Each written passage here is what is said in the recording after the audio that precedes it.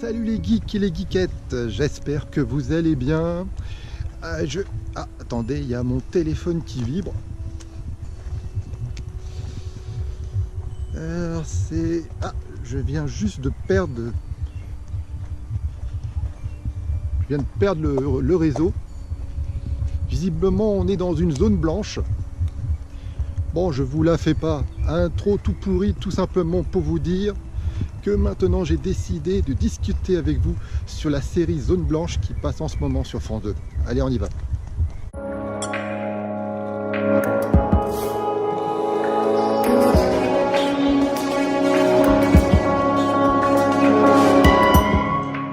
Bizarrement, je n'ai jamais parlé d'œuvres francophones sur cette chaîne YouTube. Eh bien, grâce à la série télé Zone Blanche qui passe actuellement sur France 2, ça va justement être l'occasion d'en parler. Alors vous allez me dire peut-être quel est le pitch de cette série. Eh bien la série se déroule dans une petite ville, Villefranche, qui se situe au milieu de la forêt entourée de montagnes. Et là on suit une brigade de gendarmerie qui enquête, car on peut dire qu'il s'y passe des choses assez bizarres, assez mystérieuses. Il y a des meurtres vraiment barrés dans cette série, il y a des disparitions inexpliquées, il y a des choses qui se passent, des choses assez étranges dans les bois.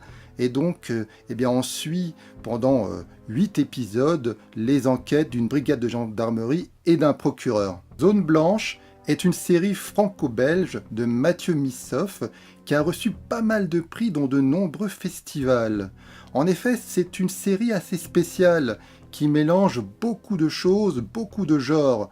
On est proche du thriller, du polar, mais du fantastique également.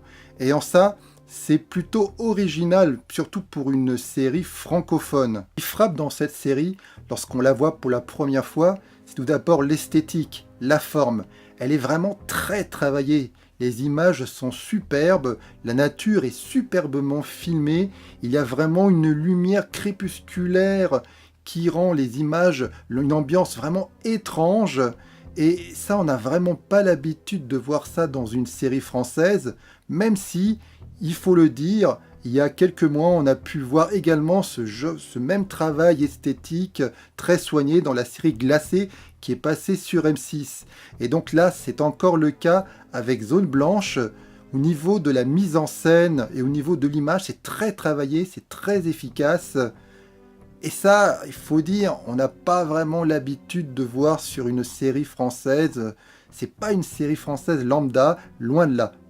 Zone Blanche est vraiment une série bourrée de références. Alors bien sûr, lorsqu'on voit pour la première fois la série, on pense automatiquement à Twin Peaks. C'est à peu près les mêmes images. On se retrouve dans la forêt, coincé entre les montagnes. On pense forcément à Twin Peaks, ces enquêtes policières, ces personnages parfois décalés. Les références sont évidentes à Twin Peaks. D'ailleurs, les producteurs ne s'en cachent pas. On pense surtout également à Your Scott, une série nordique que personnellement j'ai vraiment beaucoup aimé, qui est passée il n'y a pas longtemps sur Arte. Si vous ne l'avez pas vue, je vous conseille vraiment de la voir. Et dans cette série Your Scott, c'était également une enquête policière et il y avait également des choses étranges, des créatures qui hantaient un bois. Et c'est également le cas dans Zone Blanche. Et donc on ne peut pas ne pas faire le parallèle entre Zone Blanche et Your Scott.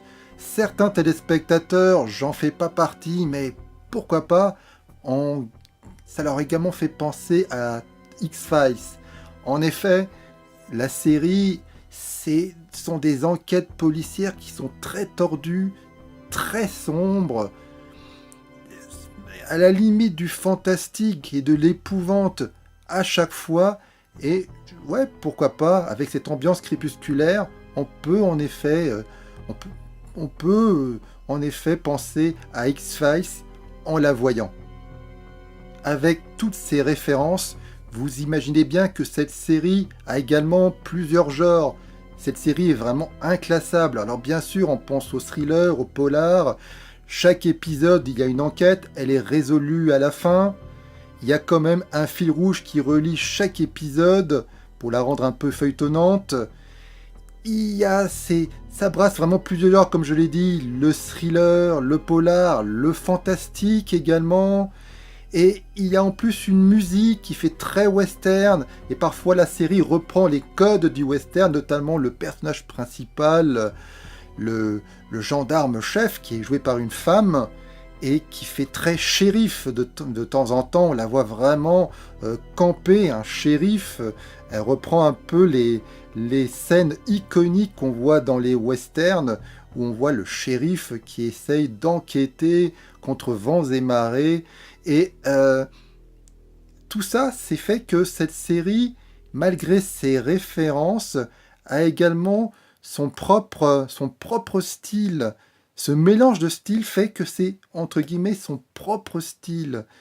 Et c'est là où c'est assez surprenant et magique pour moi, ça reste tout à fait cohérent et inhabituel pour une série française. Avec un tel propos, vous imaginez bien que le choix des acteurs est essentiel pour la réussite de cette série. Et heureusement, ils sont tous excellents. Alors, je ne vais pas tous les citer.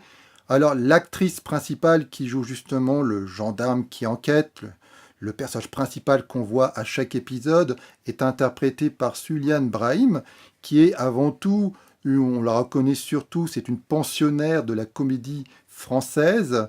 Et là, elle campe un personnage vraiment d'action, un shérif, comme je l'ai déjà dit, opiniâtre, qui rentre dedans, qui visiblement n'a peur de rien. Et c'est un vrai plaisir de voir cette actrice dans cette série. On voit qu'elle prend son pied, quoi. Autre acteur connu, on peut citer Laurent Capelluto, qu'on a vu notamment dans la série, la super série Les Revenants, et on l'a vu dans un épisode du film OS 117. Et là, il joue un procureur taciturne, morose, très cynique, qui se demande un peu ce qu'il fout là, dans cette petite ville.